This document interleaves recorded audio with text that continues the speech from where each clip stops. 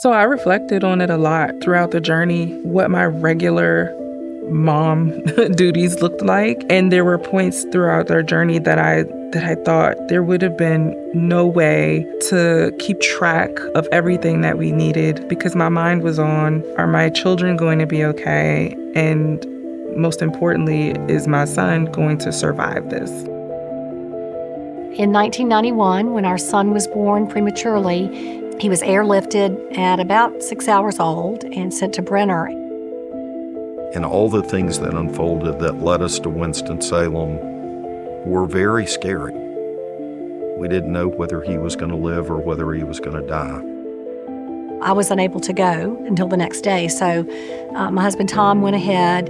The nurses have recommended that we stay at the Ronald McDonald house so that we can be in close access to the hospital.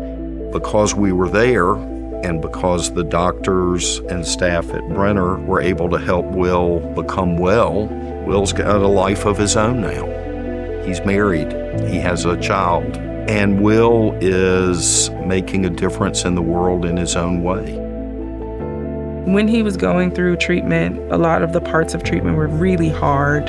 He mostly didn't have an appetite, so he would watch television, and he found his attention drawn to Food Network all the time. I was like, why are you watching this if you can't eat? I couldn't understand why you would, that would make me feel hungry. But he was like, it's not the food I'm looking at, it's their creativity. And also I can tell that they feel kind of free doing what they're doing, and I like that. During his bone marrow transplant, it was pretty difficult. He was in isolation. We spent a lot of time in the hospital, but as soon as he was able to be out more and wasn't feeling so sick all the time, he was spending time in the kitchen. We were cooking, he was practicing. Mostly we were eating. I didn't have a lot of family support through caring for my kids through this challenge.